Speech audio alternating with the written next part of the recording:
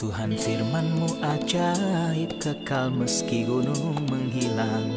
Tiada huruf yang gagal, tak terpatahkan sia-sia. Hidup seperti-Mu ya Allah, lebih dari emas. Aku bersaksi kitab-Mu, kitab yang suci. Mendengarkan firman-Mu, hibur hati yang luka. Terangilah langkahku kemanapun ku pergi. Biarkanlah firman-Mu berkuasa atasku. Ubahkanku, bebaskanku, ku mau menyenangkan-Mu. Tuhan firman-Mu ajaib, kekal meski gunung menghilang. Ubah dan bebaskan aku, mau menyenangkan-Mu. Salam jumpa pemirsa terkasih, saya menyambut Anda sekalian dimanapun Anda berada. Dalam episode yang terbaru, program studi harian kita, Semua Kitab Suci. Kita masih mempelajari surat kepada jemaat di Kolose, surat tentang kekayaan yang berbicara tentang kemuliaan Kristus, kepala dari jemaat. Kita telah sampai dalam studi kita di pasal 2, dimulai dari ayat yang ke-11. Untuk memulai, izinkan saya untuk menyambut tamu kehormatan di studio, seorang hamba Tuhan, Saudara Yosef Riyad. Selamat datang, Saudara Yosef. Selamat datang, Saudara Riyad. Kami juga menyambut hadirin di studio, selamat datang. Saudara Yosef, saya akan membaca beberapa ayat mulai dari ayat 11 dan kembali untuk bertanya. Dalam Dia kamu telah disunat, bukan dengan sunat yang dilakukan oleh manusia, tetapi dengan sunat Kristus yang terdiri dari penanggalan akan tubuh yang berdosa. Karena dengan Dia kamu dikuburkan dalam baptisan, dan di dalam Dia kamu turut dibangkitkan juga oleh kepercayaanmu kepada kerja kuasa Allah yang telah membangkitkan Dia dari antara orang mati. Kamu juga, meskipun dahulu mati oleh pelanggaranmu, dan oleh karena tidak disunat secara lahiriah, telah dihidupkan Allah bersama-sama dengan Dia sesudah Ia mengampuni segala pelanggaran kita dengan menghapuskan surat hutang yang oleh ketentuan-ketentuan hukum mendakwa dan mengancam kita, dan itu ditiadakannya dengan memakukannya pada kayu salib. Ia telah melucuti pemerintah-pemerintah dan penguasa-penguasa dan menjadikan mereka tontonan umum dalam kemenangannya atas mereka. Saya ingin berhenti sejenak pada ayat pertama yang kita baca, ayat 11, masalah sunat dan dengan menanggalkan tubuh kedagingan. Bagaimana ini bisa terjadi dalam Kristus? Oke, ayat itu mengatakan oleh Dia, dan kita dapat menerjemahkannya di dalam Dia. Karena bukan Kristus yang melakukan itu, tapi ini terjadi pada kita di dalam Kristus. Dalam Dia kamu telah disunat bukan dengan sunat yang dilakukan oleh manusia. Para cendekiawan Yahudi biasa menekankan pada melakukan sunat secara harafiah, dan Paulus mengatakan bahwa pelaksanaan sunat yang lebih menakjubkan dan lebih hebat telah dilakukan bagi kita, bukan dilakukan oleh manusia. Kapan itu terjadi? Dalam Dia kamu telah disunat bukan dengan sunat yang dilakukan oleh manusia. Sunat apakah ini? Itu tidak mengiri sepotong daging, tetapi menanggalkan tubuh kedagingan, yaitu semua entitas yang telah jatuh ke dalam dosa telah ditanggalkan. Kapan dan bagaimana itu ditanggalkan? Dengan sunat Kristus. Kata sunat Kristus bukanlah sunat yang Yesus alami saat masih bayi, yang terjadi di Lukas pasal 2 ketika ia berusia 8 hari. Tidak, bayi Yesus disunatkan dilahirkan di bawah hukum Taurat. Namun di sini sunat Kristus berarti membunuh Kristus. Kristus akan dibunuh dan Kristus tidak akan dibunuh dan tidak memiliki memiliki apa-apa, dan itu telah terjadi di kayu salib. Oke. Saat Kristus mati, bukan hanya Kristus yang mati, bukan hanya Kristus yang dibunuh, tetapi kita juga menanggalkan tubuh kedagingan saat Kristus mati. Lalu Oke. kita memperoleh berkat besar yang kita tidak perlukan hari ini untuk memperindah tubuh. Mengapa kita perlu memperindahnya? Karena kita menanggalkan tubuh dan menyelesaikan sepenuhnya dengan itu ketika Kristus mati di kayu salib yang disebut sunat Kristus. Kita di dalam Dia disunat dengan sunat yang bukan dilakukan oleh manusia. Namun tangan Allah melakukannya ketika Kristus mati dan kita mati bersama Kristus. Lalu ketika Kristus mati, ia dibunuh secara jasmani. Sunat atas kedagingan terjadi atau entitas yang jatuh ke dalam dosa juga manusia lama. Baik, Ia sudah mati. Tetapi Sudah ayat selesai. berikutnya, dengan Dia kamu dikuburkan dalam baptisan. Jadi bukan hanya kematian tetapi juga penguburan. benar. Apa gunanya baptisan di sini? Banyak yang menghubungkan baptisan dengan sunat dalam perjanjian lama. Sunat adalah tanda perjanjian lama dan baptisan adalah tanda perjanjian baru. Seperti yang baru saja Anda katakan bahwa ada sebuah kesinambungan. Ada kematian tapi kemudian ada penguburan, dan baptisan adalah penguburan. Oleh karena itu, ada baiknya orang dibaptis sepenuhnya diselam dalam air. Inilah yang kita lihat dalam baptisan Kristus ketika ia turun bersama Yohanes Pembaptis ke dalam air. Lalu Filipus dan sida-sida Ethiopia, mereka berdua turun ke air, Diselamkan ke dalam air. diselamkan ke penguburan. dalam air, penguburan, dan dalam Roma 6 juga menyebutkan bahwa kita dikuburkan bersama dia melalui baptisan. Ia juga menyebut penguburan yang sama. Maka gagasan penguburan dalam baptisan adalah poin utama. Manusia lama, kita tahu bahwa itu berakhir dalam salib Kristus. Kita juga ingin menyatakan bahwa ketika kita meminta dibaptis, maka kita menguburkan atas itu dengan dia, kamu dikuburkan di dalam baptisan. Dengan dia, atau kata yang sama dapat terjemahkan di dalam dia, artinya Kristus di dalam dia. Kamu turut dibangkitkan juga oleh kepercayaanmu kepada kerja kuasa Allah. Jadi kita dikuburkan dalam baptisan, tetapi kita tidak bangkit dalam baptisan. Ada kematian dulu, kematian, Ya, penguburan, dan ada kebangkitan. kematian dan penguburan. Kematian terjadi sejak lama dalam salib Benar, dalam salib Kristus. Lalu penguburan terjadi dalam baptisan, Baptisan. dan kebangkitan terjadi secara praktek ketika saya dibangkitkan dengan sebuah kehidupan yang baru, sehingga orang bisa melihatnya, mereka melihat seorang yang baru. Berbicara tentang orang yang dikuburkan bukanlah orang yang dibangkitkan. Tidak, dia bukan Manusia orang yang lama dibangkitkan. yang mati di kayu salib Dia bersama dikuburkan. Kristus, dikuburkan dalam baptisan, dan ketika saya dibangkitkan bersama Kristus Sebagai orang dari lain. air baptisan, itulah entitas baru, Tetapi bukan manusia baptisan yang baru. membangkitkan kita, Kristuslah yang Benar. membangkitkan kita. Benar. Jadi akhir dari manusia lama itu terjadi di kayu salib dan penguburan itu air baptisan. Benar. Baik. Dengan dia kamu dikuburkan dalam baptisan dan di dalam dia kamu turut dibangkitkan juga oleh kepercayaanmu kepada kerja kuasa Allah yang telah membangkitkan dia dari antara orang mati. Saya ingin tahu siapa yang membangkitkan Kristus dari kematian. Kebangkitan Kristus dari kematian adalah untuk 3 pribadi ilahi. Semua perbuatan penting dan substansial dalam hal penebusan dikaitkan dengan 3 pribadi ilahi. Jadi, Bapa membangkitkan Kristus, dan ini jelas di sini dan jelas dari banyak ayat. Bapa membangkitkan Kristus dari kematian dan membangkitkan kita bersama Dia. Roh Kudus membangkitkan Kristus seperti dikatakan dalam 1 Petrus pasal 3 ayat 18 yang telah dibunuh dalam keadaannya sebagai manusia, tetapi yang telah dibangkitkan menurut roh. Kristus membangkitkan dirinya seperti dalam Injil Yohanes 2, rombak bait Allah ini dan dalam 3 hari aku akan mendirikannya kembali. Juga Yohanes 10 ayat 17-18, aku berkuasa memberikan nyawanya dan berkuasa mengambil nyawanya kembali lewat kebangkitan. Inilah tugas yang kuterima dari Bapakku. Terima kasih, kita rehat sejenak dan kembali untuk menjawab pertanyaan. Pemirsa terkasih, kami akan segera kembali setelah rehat. Sebab dalam dialah berdiam secara jasmani seluruh kepenuhan, kealahan. Kita memperhatikan di sini akumulasi bukti-bukti bahwa Kristus adalah Allah. Pertama, ada keilahiannya di dalam Dia. Allah berdiam secara jasmani. Kedua, ada yang disebut beberapa orang tingkat keilahian. Karena di dalam Dia, seluruh kepenuhan ilahi berdiam secara jasmani. Akhirnya, apa yang disebut kesempurnaan mutlak, keilahian. Karena di dalam Dia, seluruh kepenuhan ilahi berdiam secara jasmani. Dalam hal ini, ada jawaban yang membingungkan untuk teori-teori orang skeptis dengan semua perbedaan mereka. Mereka yang menyangkal keilahian Yesus, seperti kelompok sains Kristen atau saksi Yehova, dan lain-lain. Berkuasa atasku, ubahkanku, bebaskanku, ku mau menyenangkanmu. Tuhan firman-Mu ajaib, kekal seluruhnya. Ubah dan bebaskan aku, mau menyenangkanmu. Kami telah kembali pemirsa terkasih untuk menjawab pertanyaan hadirin di studio. Ayat 14 mengatakan dengan menghapuskan surat hutang yang oleh ketentuan-ketentuan hukum mendakwa dan mengancam kita. Apa surat hutang yang ada padanya? Saudara Yosef, setelah ia berbicara tentang masalah kita yang berkaitan dengan tubuh kedagingan, dan ini telah diselesaikan dalam sunat atau pembunuhan Kristus dan penguburan di dalam air baptisan, ada hal lain di sini, yaitu hal surat hutang dan tuntutan hukum. Oke. Apa maksudnya?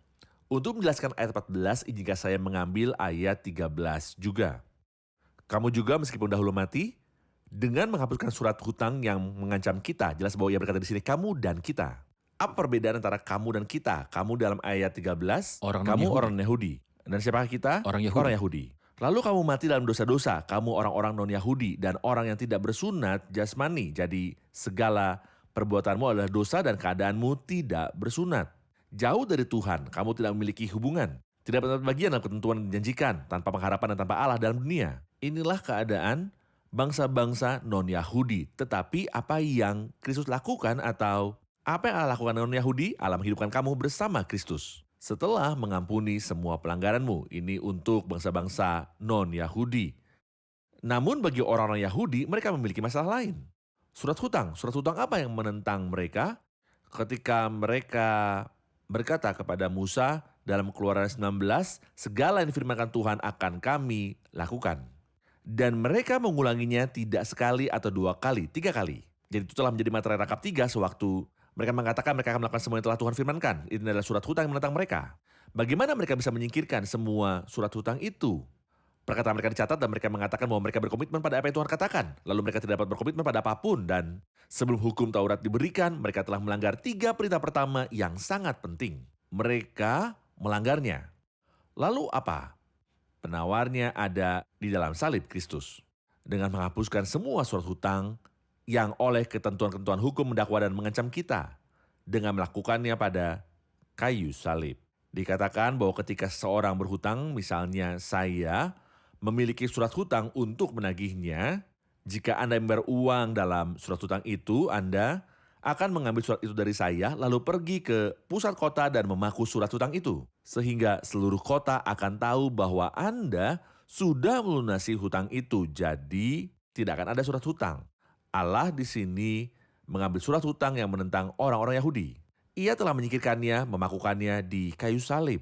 Yang berarti bahwa mereka tidak memiliki komitmen. Komitmen mereka dan mereka menempatkan diri mereka di bawah kutuk. Dalam Keluaran 19 dibatalkan untuk mereka. Lalu tubuh kedagingan telah ditanggalkan, Ya. entitas yang telah jatuh ke dalam dosa atau manusia lama ketika Kristus dibunuh di atas kayu salib. Baik. Juga surat hutang yang oleh ketentuan-ketentuan hukum, mendakwa dan mengancam Baik. orang Yahudi dibatalkan dan telah terpaku di kayu salib. Ini adalah problem ketiga. Bukan Silakan, hanya kita memiliki tubuh kedagingan, Oke. manusia lama, bukan hanya surat hutang bagi orang Yahudi, tetapi juga kita memiliki para penguasa dan pemerintah. Ayat 15, ia telah melucuti pemerintah-pemerintah dan penguasa-penguasa dan menjadikan mereka tontonan umum dalam kemenangannya atas mereka. Mohon penjelasan Anda. Tentu saja ada penguasa dan otoritas terpilih.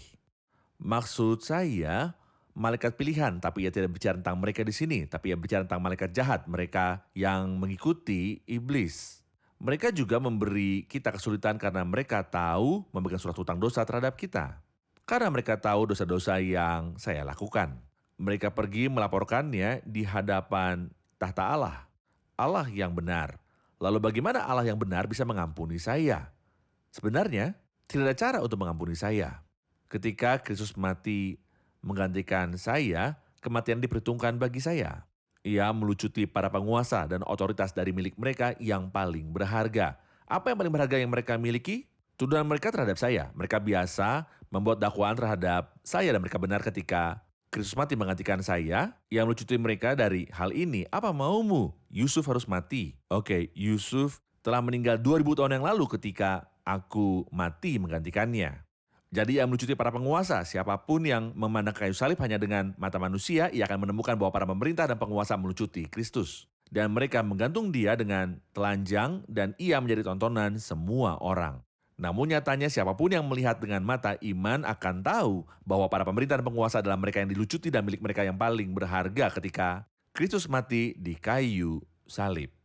Salah satu bacaan atau terjemahan sederhana dari bagian ini, ia berkata, dia mencopot pangkat mereka dan ia memimpin mereka, orang-orang tertawan dalam jalan kemenangannya, menuntun mereka dalam kemenangan oleh kayu salib. Benar. Sungguh betapa anak Allah di atas kayu salib melakukan karya 3 lapis. Ia berurusan dengan tubuh kedagingan, dengan surat hutang, dan oleh ketentuan-ketentuan hukum, mendakwa, dan juga mengancam.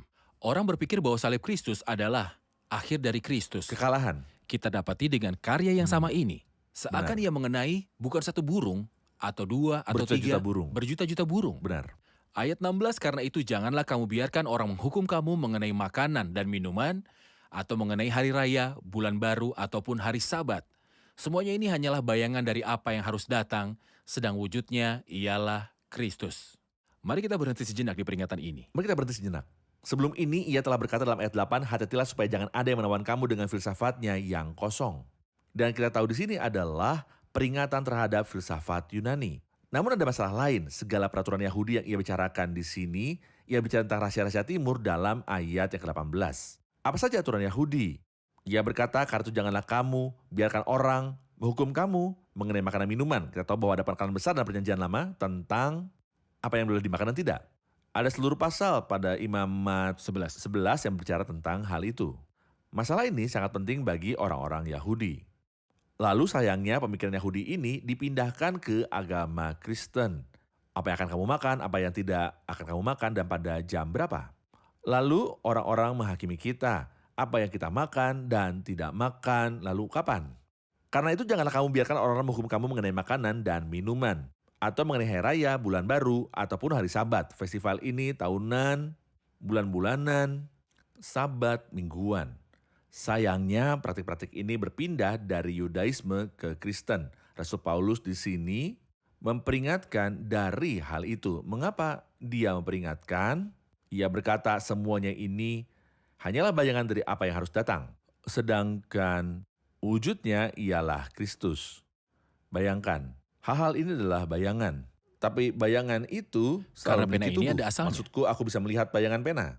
Tapi jika pena itu tidak ada, maka tidak akan ada bayangan. Namun bayangan bukanlah pena. Bayangannya adalah bayangan pena, tetapi bayangan adalah sesuatu yang berbeda. Esensinya adalah Kristus. Esensinya adalah Kristus. Realitasnya adalah Kristus, substansinya adalah Kristus. Tetapi bayangan adalah makanan, minuman, perayaan, bulan baru, dan hari sahabat. Jadi setelah Kristus datang dan saya telah dipenuhi dalam Dia, akankah saya memegang bayang-bayangannya lagi? Ketika mereka sah, menurut hukum perjanjian lama, mereka adalah bayangan bagi Kristus yang akan datang dalam kenyataan. Dan Kristus telah datang. Kristus telah Apakah datang. kita Apakah pegang memegang bayangannya? bayangannya? Bahaya dari praktik-praktik Kristen. Oleh karena itu kami mengatakan bahwa siapapun yang akan menghakimi kekristenan, ia tidak boleh menilainya lewat tindakan-tindakan dari orang Kristen. Benar. Atau siapapun yang ingin tahu tentang kekristenan, ia seharusnya tidak mencari tahu melalui praktik-praktik kekristenan. Ia harusnya tidak peduli dengan apa yang dilakukan Mereka orang berbuat Kristen, demikian. apa yang mereka makan atau tidak.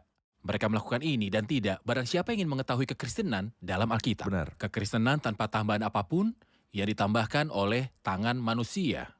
Hanya Benar. lewat Alkitab. Siapapun yang ingin mengenal kekristenan, tidak ada larangan, tidak ada rekomendasi mengenai makanan tertentu, janji, waktu doa, bulan-bulan tertentu, ataupun sabat. Ini adalah kekristenan. Kekristenan saja. Kita lihat sejenak dan kembali untuk menjawab pertanyaan hadirin.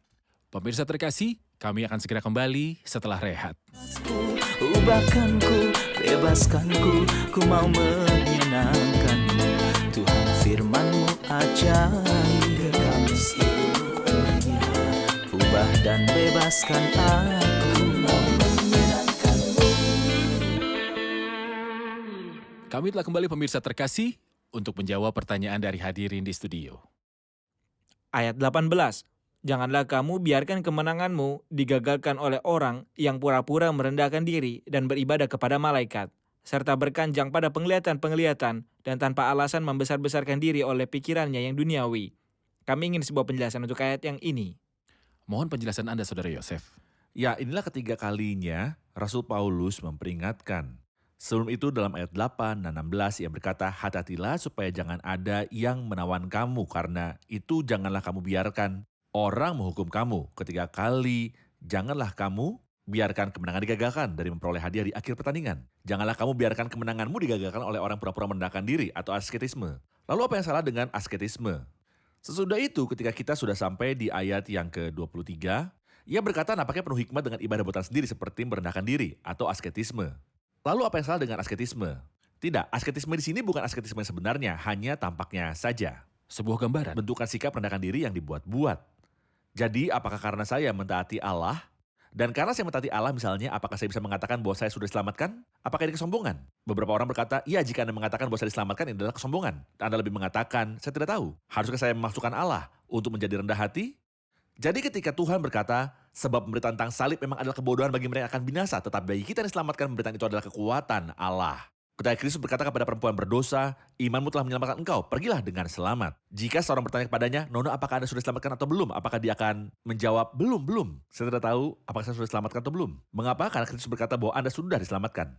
Apakah ini sikap merendahkan diri saat saya melanggar firman Tuhan dan menolaknya? Ini adalah gambar kerendahan hati, sebentuk kerendahan hati. Seperti apa misalnya? Ketika saya harus datang kepada Tuhan secara langsung, siapa saya? Tidak, saya akan datang kepada seorang atau orang itu menyerahkan saya kepada seorang malaikat dan mereka itu menyerahkan saya kepada seorang penghulu malaikat. Apakah ini kerenan hati? Tidak, ini bukan kerenan hati. Ini adalah penyangkal terhadap ajaran penting dalam surat kepada jemaat di Kolose. Dan penghinaan terhadap Dan Kristus. penghinaan terhadap Kristus. Karena itu ia berkata kepada mereka, janganlah kamu biarkan kemenanganmu digagalkan oleh orang yang pura-pura merendahkan diri. Dan apa selanjutnya? Beribadah pada malaikat. Mengapa beribadah kepada malaikat?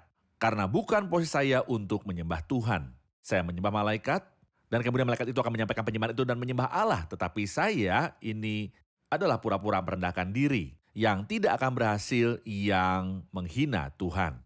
Janganlah kamu biarkan kemenanganmu digagalkan oleh orang yang pura-pura merendahkan diri dan beribadah kepada malaikat, serta berkanjang pada penglihatan-penglihatan. Ketika Anda, apakah Anda menerima sebuah wahyu? Apakah ini wahyu yang alkitabiah yang kita peroleh?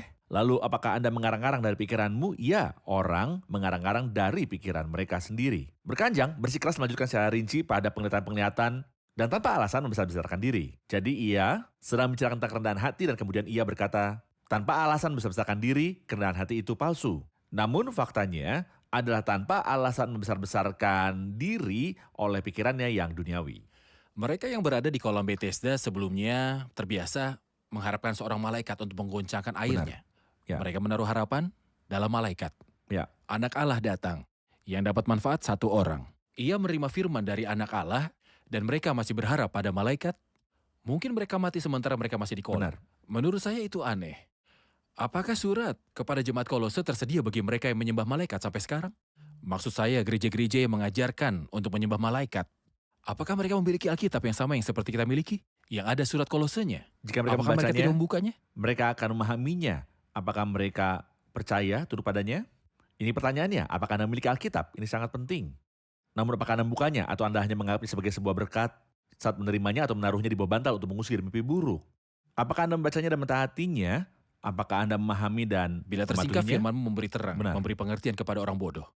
Ketika ia berkata tentang beribadah kepada malaikat serta berkanjang pada penglihatan-penglihatan dan tanpa alasan membesar-besarkan diri oleh pikirannya yang duniawi, ia tidak berpegang teguh kepada kepala dari mana seluruh tubuh yang ditunjang dan diikat menjadi satu oleh urat-urat dan sendi-sendi menerima pertumbuhan ilahinya.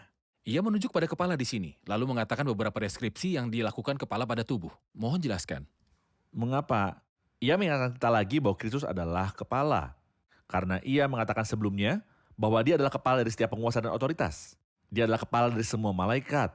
Segala malaikat, kuasa, dan kekuatan ditaklukkan kepadanya. Karena Kristus adalah kepalaku. Jadi apakah saya sebagai salah satu anggota tubuh Kristus datang dan bersujud kepada seorang malaikat sementara Kristus adalah kepalaku? Bahwa para malaikat, otoritas, dan kekuatan tunduk kepadanya? Wahai manusia, kami dapat berpikir jernih, dengarkan. Apakah masuk akal? Lalu kenapa dia berkata bahwa Kristus adalah kepala Anda? Sehingga kita bisa melihat betapa kejinya dosa ini, penyembahan kepada para malaikat. Apa yang malaikat katakan kepada Yohanes yang ingin menyembahnya? Jangan berbuat demikian, aku adalah hamba sama seperti engkau. Sembahlah Yesus karena kesaksian Yesus adalah roh nubuat. Jadi inilah malaikat. Apa yang Petrus katakan kepada Cornelius ketika ingin membungkuk kepadanya? Perkataan yang sama, aku hanya manusia sepertimu, jangan menyembah kepadaku. Penyembahan adalah kepada Allah saja. Baik. Setiap doktrin yang bertentangan dengan itu bertentangan dengan ajaran perjanjian baru sepenuhnya. Ayat 20, apabila kamu telah mati bersama-sama dengan Kristus dan bebas dari roh-roh dunia, mengapakah kamu menaklukkan dirimu pada rupa-rupa peraturan, seolah-olah kamu masih hidup di dunia? Jangan jamah ini, jangan kecap itu, jangan sentuh ini. Mengacu pada hal-hal yang semuanya binasa saat digunakan menurut aturan dan ajaran manusia. Peraturan-peraturan ini, walaupun nampaknya penuh hikmat dengan ibadah buatan sendiri seperti merendahkan diri, menyiksa diri, tidak ada gunanya selain untuk memuaskan hidup duniawi.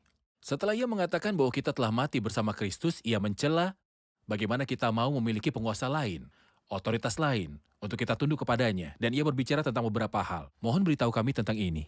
Nah, roh-roh unsur dunia yang dia tunjuk di sini adalah apa yang kami sebut sebelumnya. Itu adalah peraturan Yahudi. Itu adalah filsafat Yunani, hikmat dan rahasia-rahasia negeri timur. Yang daripadanya ia memperingatkan kita, maka Anda mati bersama Kristus. Terhadap roh-roh unsur dunia, mengapa seolah-olah Anda hidup di dunia, Anda tunduk pada aturan-aturan. Aku telah mati namun kamu hidup. Aku hidup sebagai manusia baru, seperti ia akan mengatakannya. Dalam pasal 3, karena itu kalau kamu dibangkitkan bersama dengan Kristus, carilah perkara di atas di mana Kristus ada duduk sebelah kanan Allah. Saya tidak mencemaskan apa yang saya makan atau minum. Semua hal ini binasa karena semua ini digunakan menurut berbagai aturan dan juga ajaran manusia. Semua ini memang tampaknya penuh hikmat dengan merendahkan diri atau asketisme dan menyiksa diri. Tetapi semua itu tidak memiliki nilai sejati selain bahwa hal-hal itu memuaskan kedagingan. Mau saya Anda menemukan orang yang melakukan ini Merasa puas. akan merasa bahwa mereka sangat puas dengan diri mereka sendiri sepenuhnya. Ini adalah kebalikan dari kerendahan hati yang mereka bicarakan. Mereka mengatakan bahwa mereka rendah hati, namun mereka dipenuhi dengan ego. Orang yang rendah hati tidak akan berbicara tentang dirinya sendiri atau berpikir buruk tentang dirinya sendiri. Kerendahan hati yang sejati adalah ketika Anda sama sekali tidak memusingkan diri dengan diri sendiri. Menurut berbagai peraturan dan ajaran Manusia. Kita telah sampai di akhir episode, kata-katanya masih kaya, kita akan lanjutkan jika Tuhan berkenan di episode selanjutnya. Kita dengarkan komentar dari hadirin. Apa pelajaran yang Anda dapatkan dari episode ini? Kematian seharusnya menjadi akhir dari setiap orang. Kristus kuat dalam kematiannya, ia mengalahkan segalanya. Ia menaklukkan tubuh kedagingan kita yang membuat kita tersiksa dari surat hutang yang oleh ketentuan-ketentuan hukum Yahudi mendakwa kita dan mengancam kita, dan juga iblis yang kuat yang biasa menuduh kita dan dia benar dalam tuduhannya. Jadi Kristus berada dalam posisi kemenangan, dan sama dengan yang Anda sebut bahwa dalam prosesi kemenangan Kristus, iblis berjalan dengan pangkat yang sudah dilucuti. Inilah yang telah dilakukan Kristus dalam kematiannya. Kristus hidup sekarang. Baik. Seringkali ketika saya melihat banyak orang dalam agama Kristen melakukan hal-hal yang diperingatkan Rasul Paulus dalam ibadahnya kepada malaikat dan banyak hal lainnya, terkadang kita berpikir mungkin ada yang tidak sadar karena orang lain memberitahukan kepada mereka. Tetapi sebagaimana yang Anda katakan, Alkitab ada di setiap rumah, kebenaran itu ada, ini tanggung jawab semua orang dan dia akan dihakimi pada akhirnya. Baik. Puji Tuhan bahwa tidak ada semua rekomendasi atau semua masalah terlarang dalam kekristenan. Kita tunduk kepada Alkitab, tidak ada yang menghakimi kita. Apa yang boleh kita makan atau minum. Ya. Sylvia? Mungkin ketika gagasan bahwa Kristus adalah kepala sangat jelas bagi kita, maka banyak hal akan menjadi mudah untuk dilakukan. Mudah bagi kita untuk menjadi benar-benar rendah hati, tidak pura-pura rendah hati. Mudah untuk memahami apa yang benar dan salah, karena kita memiliki acuan yaitu kepala. Bukan manusia, bukan rekomendasi, dan bukan kata-kata, tetapi ada dia yang layak menerima ini karena dia telah melakukan banyak hal untuk menjadi kepala. Baik. Terima kasih. Tuhan memberkati. Terima kasih Saudara Yosef, Tuhan memberkati.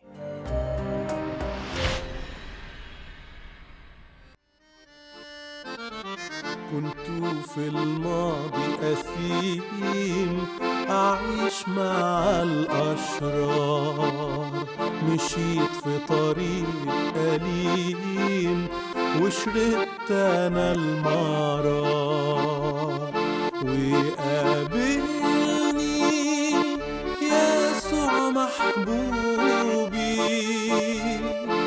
وطهرني من كل ذنوبي وقال جاهد واسهر خليك في انتظار. Tuhan firman-Mu ajaib, kekal meski gunung menghilang. Tiada huruf yang gagal, tak terpatahkan sia-sia. Hidup seperti-Mu ya Allah, lebih dari emas. Aku bersaksi kitab-Mu, kitab yang suci. Mendengarkan firman-Mu, hibur hati yang luka. Terangilah langkahku kemanapun ku pergi. Biarkanlah firman-Mu berkuasa atasku. Ubahkanku, bebaskanku, ku mau menyenangkan-Mu. Tuhan firman-Mu ajaib, ubah dan bebaskan aku.